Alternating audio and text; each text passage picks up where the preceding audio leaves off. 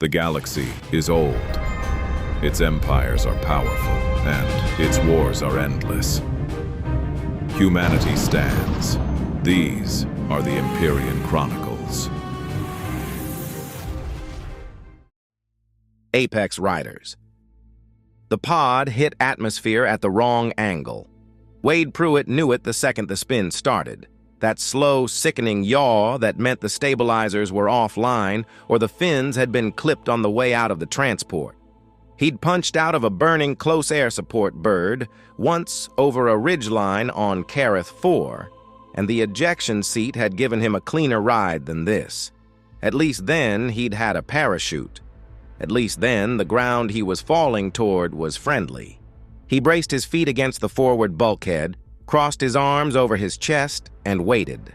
The pod broke through the cloud layer, and the viewport went from white to green, a wall of it, an entire world of trees coming up fast. He had maybe 4 seconds to register that the canopy below him was dense and tall and ancient-looking before the pod clipped the first tree, then the second, then punched through the canopy in a series of impacts that sounded like artillery and felt like getting stepped on by something very large and very indifferent. He hit the ground at an angle. The pod crumpled on the left side, and the harness bit into his shoulder and chest, and then everything was still.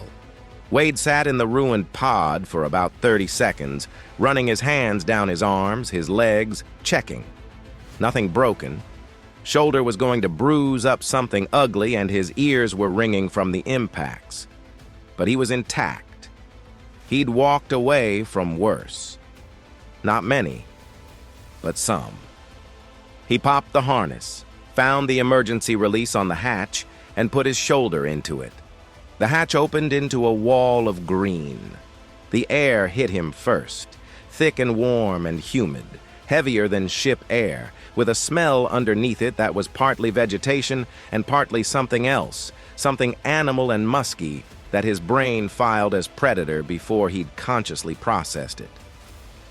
He'd grown up on a ranch outside of Pecos, Texas, where the cedar and the mesquite baked in the summer heat, and everything that moved in the brush had teeth or thorns. He knew what country smelled like when it was occupied by something at the top of its food chain. He climbed out of the pod and stood on the jungle floor and looked around. The trees were extraordinary.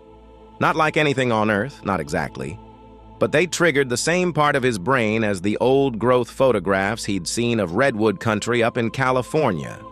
Trunks as wide as houses, bark the color of charcoal, canopy so high above him that the light filtering through it was dim and green and ancient-feeling.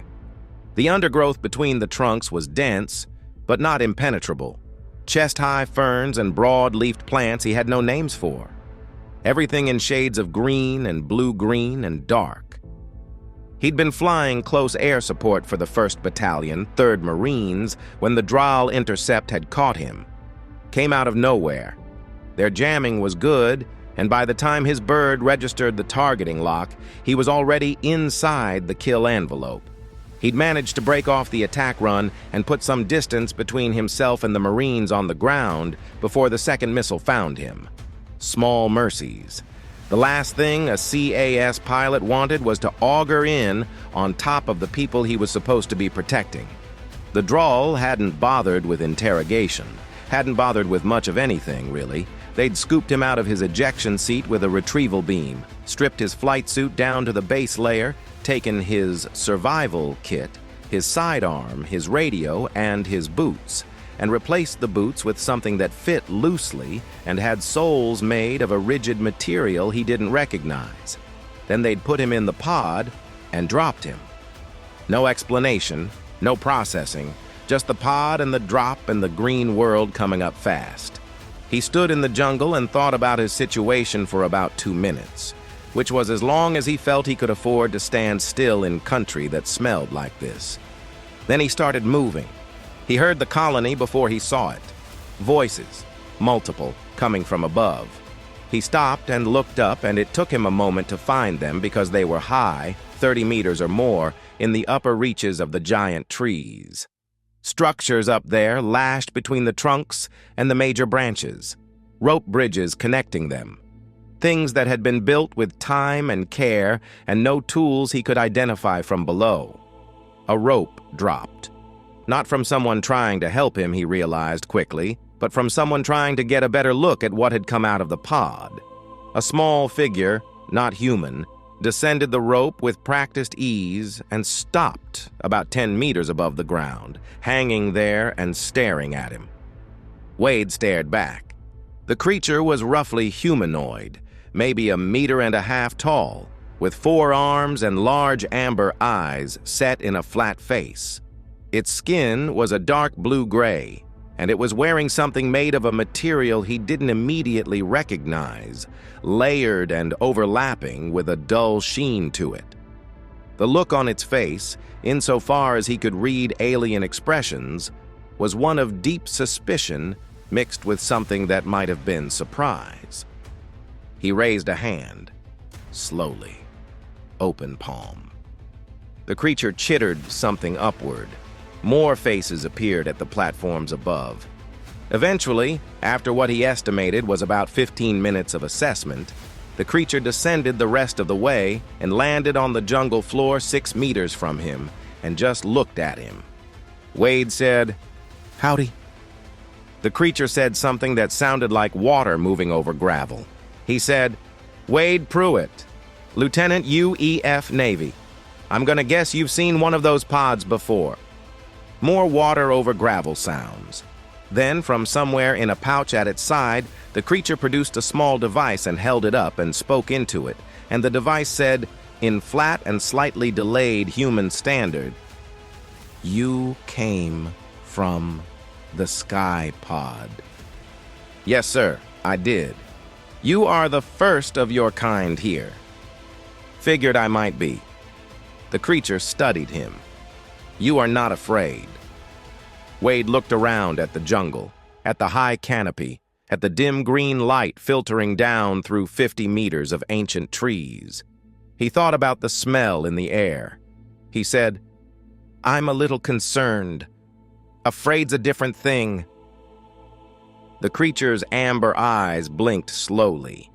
It said something to the device, and the device said, "The others who came in the pods, most did not survive the first day." "What got 'em?" A pause, while the creature seemed to consider how to answer this. Then it pointed, not up toward the colony, but out into the jungle, low, toward the undergrowth. "The apex," it said through the device. "That the local top of the food chain?" "Yes." Wade nodded slowly. "How big?" The creature held its upper 2 arms as wide apart as they could go. Then it looked at that span as if reconsidering, and spread them wider. "All right," Wade said. "All right. You want to show me up to your setup? I got some questions and I expect you do too." The colony was called, in the creature's language, something the translation device rendered as holdfast. There were 61 of them, 11 different species, none of them human. They had been here between 1 local year and 6 local years, dropped by the Draal at various points as the Draal's wars and territorial disputes had generated prisoners they didn't want to process formally. The platforms in the trees were well built. They'd had time. The ones who'd survived long enough to get up into the trees had figured out that the apex didn't climb, couldn't get into the upper branches of trees this size, and had built accordingly. Everything at ground level was dangerous. Everything above 20 meters was, if not safe, at least survivable. Their leader was a being called Reth Oren, the one who'd come down the rope. 4-armed, blue-gray, a translator's assistant who'd been captured during a diplomatic transit and had been here for 3 years. Reth Oren ran holdfast, with the quiet efficiency of someone who had long since made peace with the situation and directed energy toward practical problems. It was Reth Oren who explained the apex. They were, as near as the colony had been able to determine, the only land predator on the planet of any significance. Everything else in the ecosystem had apparently evolved around them, which meant that everything else was either very fast, very small, very well hidden, or some combination. The apex had no natural competitors. They were solitary except during breeding season, territorial, and very large. The colony had counted 9 distinct individuals whose territories overlapped with their section of forest. Their plates, Rethorin explained, were a subject of considerable discussion in Holdfast. Early in the colony's history, a Drow check-in transport had set down in a clearing about 2 kilometers from the tree line to drop a new prisoner. An apex had crossed the clearing during the transaction, and a Drow security officer had shot at it with a standard-issue pulse weapon. The apex had paused, looked at the Drow, and then continued walking. A second officer had fired a concentrated burst. The apex had swung its head around and held the Drow's position in its gaze for a long, uncomfortable moment before ambling back into the tree line. On 2 other occasions, Apex had destroyed Drow ground vehicles and their security details after being disturbed. Not hunted, not stalked, just destroyed them, the way something enormous and armored and irritable destroyed things that annoyed it. Wade listened to all of this from a platform 30 meters up, eating something the colony offered him that tasted roughly like jerky and watching the jungle floor below. He asked a lot of questions. How did the apex hunt? Sight and smell, primarily, ambush when possible, but capable of sustained pursuit. How fast? Fast. Did they have territorial markers? Yes, scent and certain scratch patterns on tree trunks. Had anyone ever gotten close to one without being killed? Rethorin translated the question to the assembled colony members, and the answer was a unanimous no, accompanied by several sounds that the translator rendered as varying degrees of disbelief that anyone would try. Wade rubbed the stubble on his chin as he contemplated this. Then he said, "Is that a fact?" Then he said, "Tell me about those plates. You said the Drow shot one and it just walked off." Rethorin confirmed this. "Do the plates shed? Does the animal lose them and grow new ones?" Rethorin conferred with the colony. Yes, they had found shed plates on the forest floor on several occasions. They were very hard. One colony member had attempted to cut one with the only blade they possessed and had not made a mark. Wade thought about composite hull plating.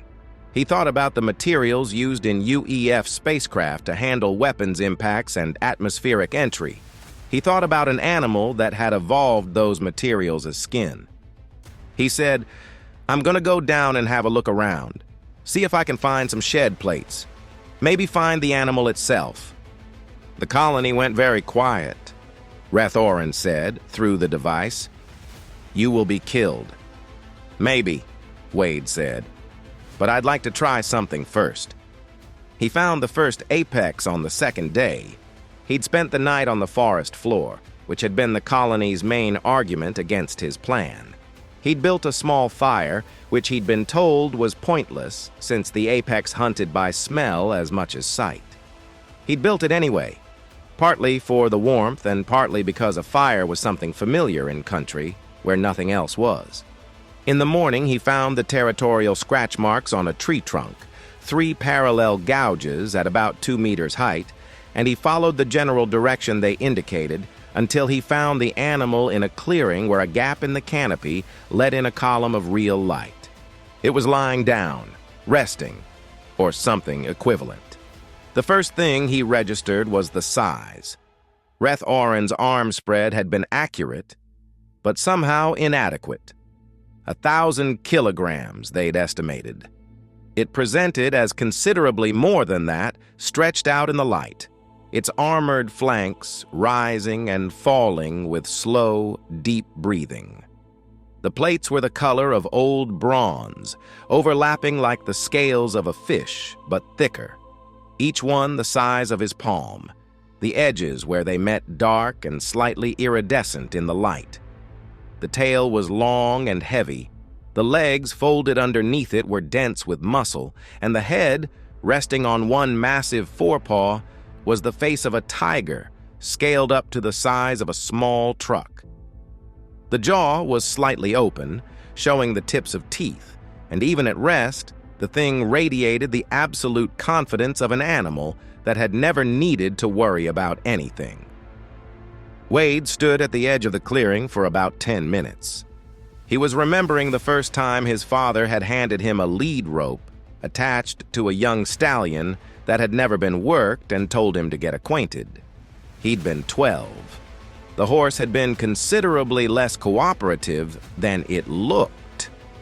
His father had watched from the fence and not said a single word for 3 hours because there was nothing to say.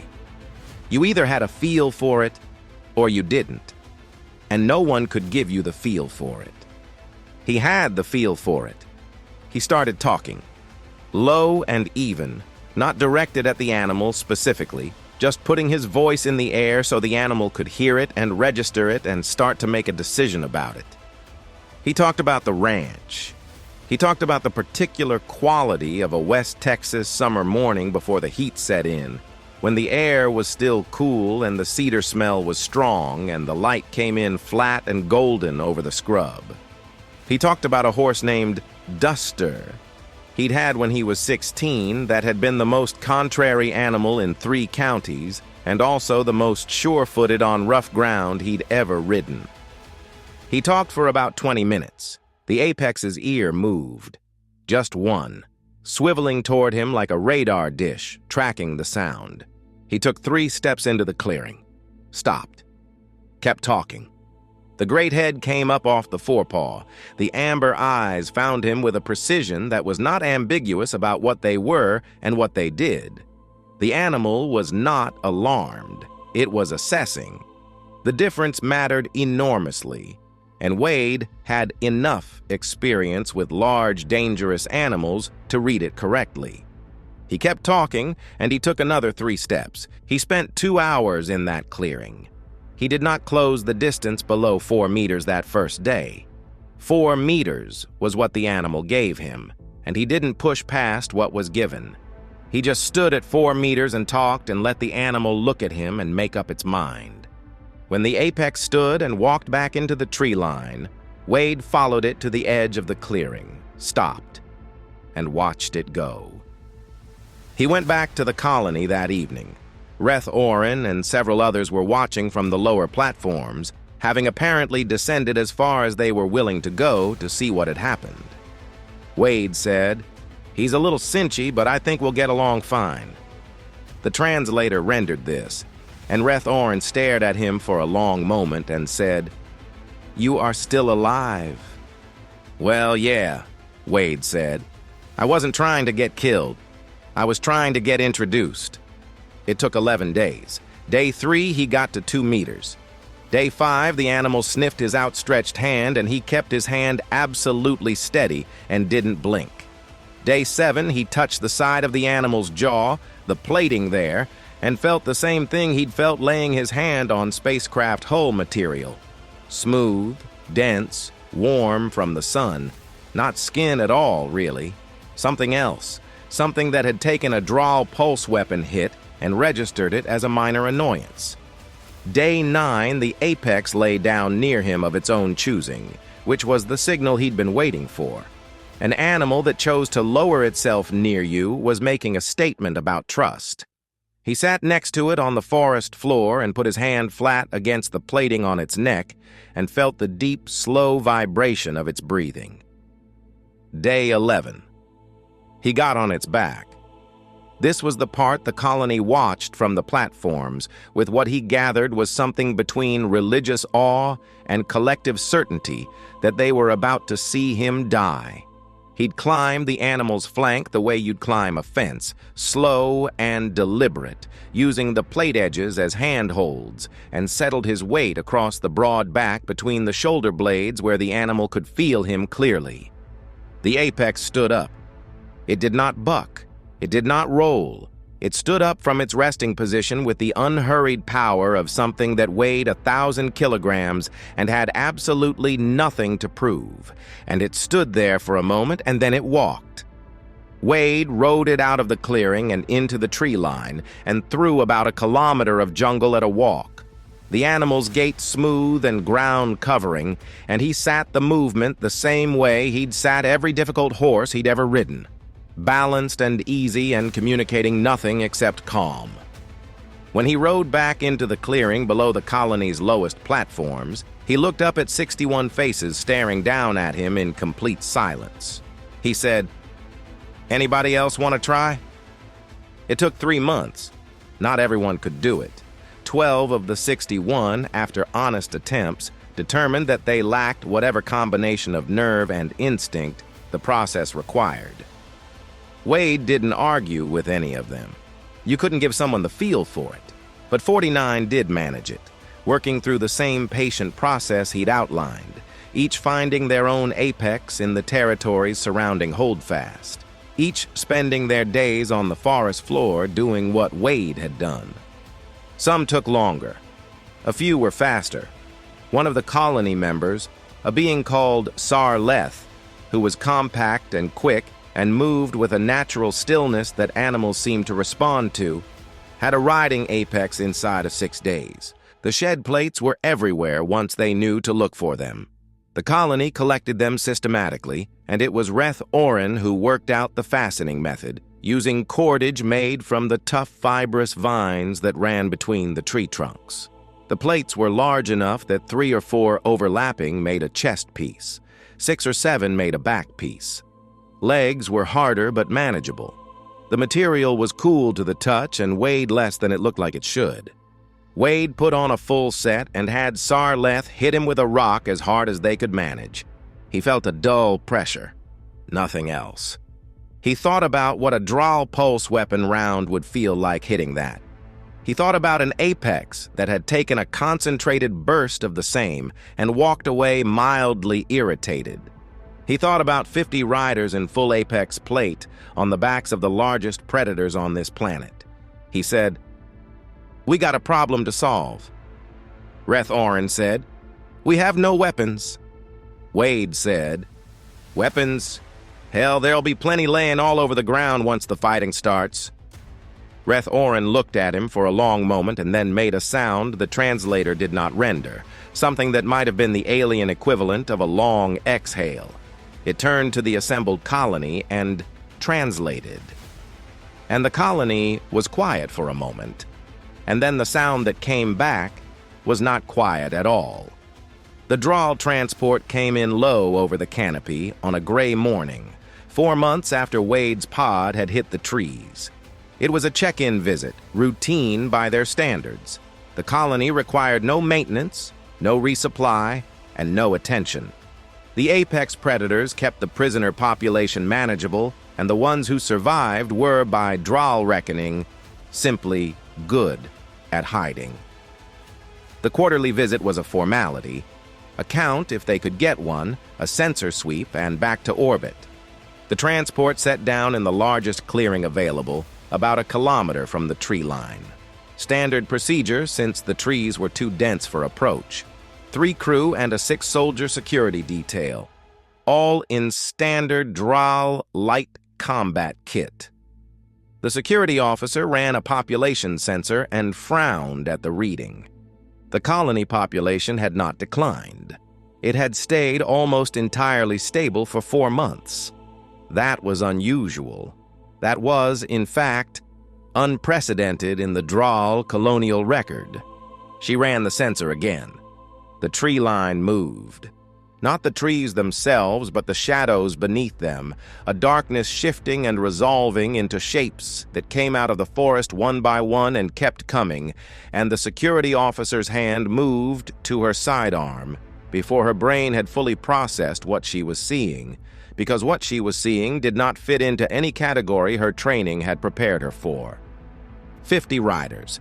50 armored riders on the backs of 50 apex predators, moving out of the trees in a loose line that spread across the entire visible edge of the clearing. The riders wore overlapping plate the same color as the animals beneath them, so that at a distance, the distinction between rider and mount was not immediately clear. The animals moved with the low fluid power of big cats, heads up, amber eyes forward, and they were not hurrying. They didn't need to hurry.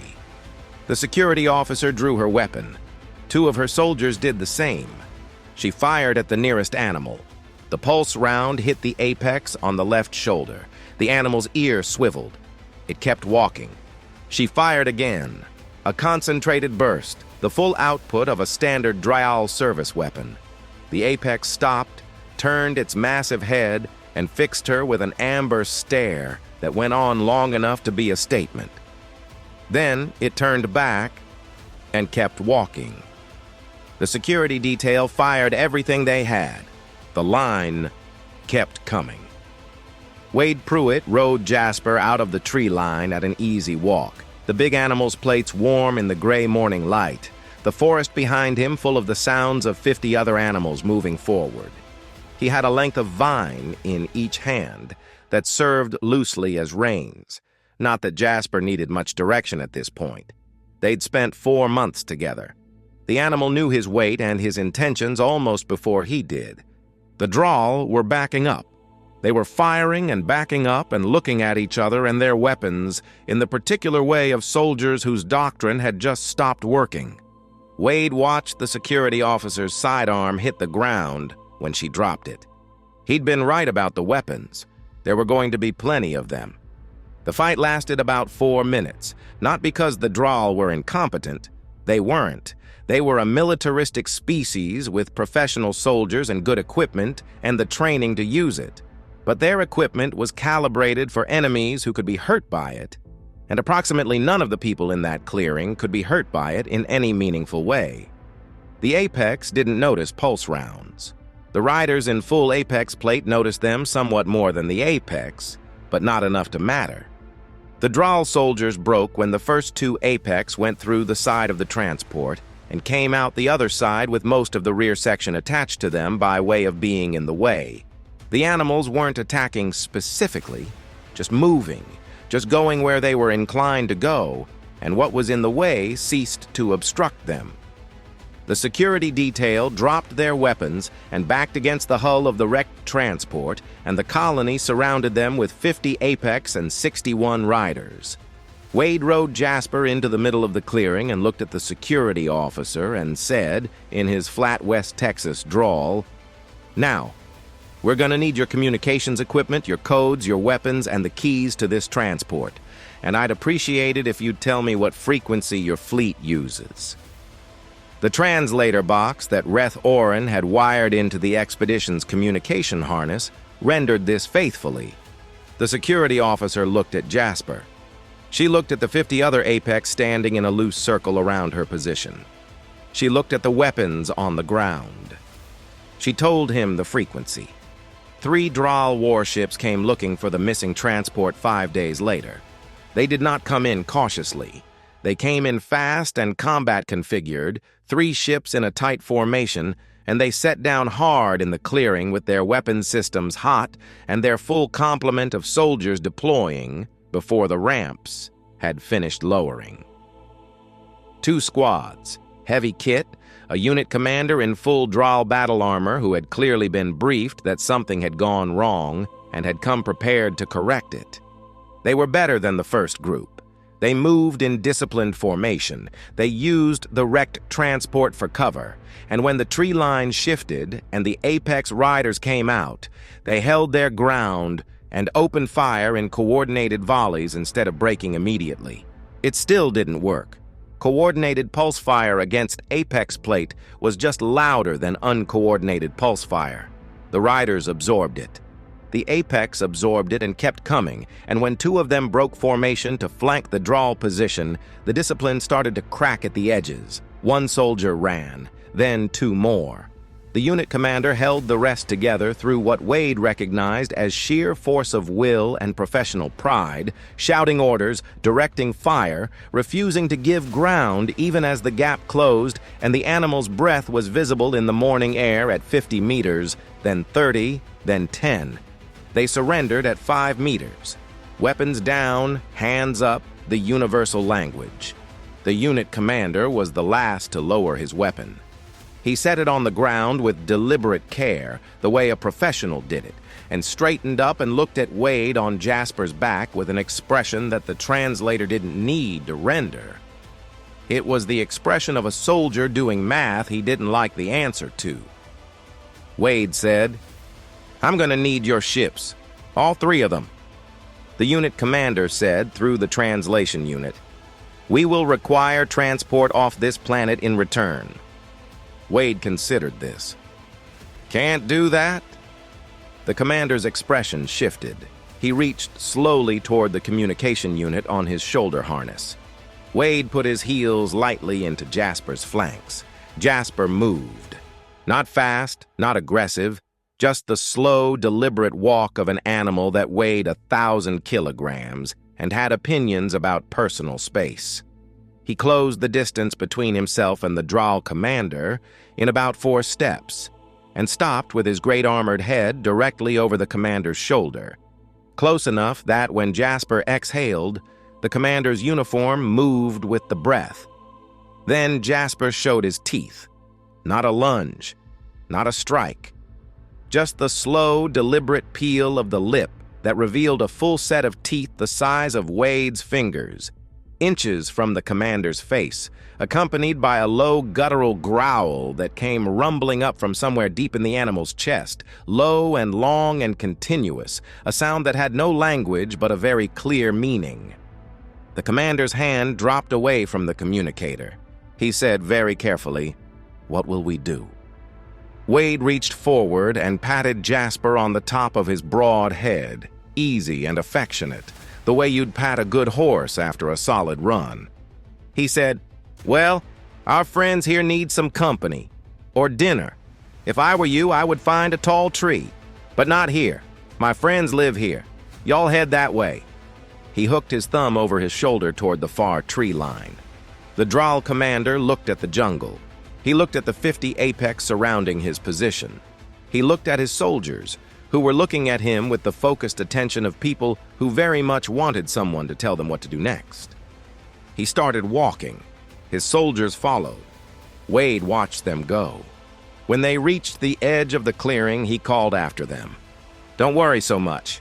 Y'all send ships by every few months or so. You can hitch a ride back with them." He paused. "What's left of you anyway?" The Droll didn't look back. The vote was held on the largest platform, all 61 of them present. 44 chose to leave. They had homes, or the memory of homes, and people waiting or the hope of people waiting, and the logic of the ships was clear. 17 chose to stay. Wade understood this completely. 3 years, or 4, or 6, in a place. And the place became yours. The trees, the platforms, the particular quality of the light through the canopy in the mornings, the sound of the colony around you, and the rhythm of the life you'd built in the difficult space between the sky and the ground. You couldn't take that on a ship. You could only stay with it or leave it behind. And 17 of them had decided that what they had here was worth keeping. The 44 who were leaving spent a day with the 17 who were staying, and Wade didn't speak much during that time. Some things didn't need witnessing. He spent most of it with Jasper, sitting on the forest floor with his back against the animal's flank, listening to the deep, slow vibration of its breathing and watching the light change in the canopy above them. When the time came to load, Reth Orin found him there. The colony had chosen, by consensus, to offer Wade the command of one of the smaller transports for his own use, with their thanks for what he'd done and their acknowledgement that getting him and his to wherever he was going was the least they could do. He said, "I appreciate that. I'm gonna need enough cargo space for one animal." Reth Orin looked at Jasper. Jasper looked at Reth Orin. Reth Orin said, "We will make space." The Droll transport's cargo hold was not designed for a 1,000-kilogram armored predator. It was also not a hill Wade Pruett was willing to die on, logistically speaking. He'd made the space work on ranches with bad layouts, and he made it work here, clearing the hold, laying down the supply padding they'd found in the transport stores, giving Jasper room to stand and room to lie down, and enough overhead clearance that the animal's ears didn't brush the ceiling. Jasper walked up the ramp like he'd been loading into trailers his whole life, which he hadn't, but he'd been walking toward things that looked uncertain for 4 months now on account of trusting the man who asked him to. And at this point, the man could probably have asked him to walk into a star, and he'd have given it a fair shot. Wade stood in the hold for a while after the ramp closed, one hand flat against the plating on Jasper's neck. He thought about his father's ranch outside Pecos, about the cedar and the mesquite and the flat gold light, about a horse named Duster and 11 days in a jungle clearing and what it felt like to ride something that had never in its entire existence had a reason to trust anything and had chosen to trust you anyway. He thought about the Marines of 1st Battalion, 3rd Marines on the ground somewhere out there, waiting on close air support that was long overdue. He patted Jasper's neck and said, "All right, old boy, let's go home." He walked to the bridge, sat in the pilot's seat. The controls were Drell configured, but not wildly different from systems he'd worked with before, and he'd had 5 days to figure them out, and Reth Oran had walked him through the navigation protocols twice. He input the coordinates for the nearest UEF waypoint. The transport lifted. Below them, through the viewport, the canopy stretched to every horizon, green and endless and ancient, with 17 small lights moving through the high platforms where Holdfast stood among the giant trees. 3 other Draal transports lifted around him in loose formation, carrying 43 souls home.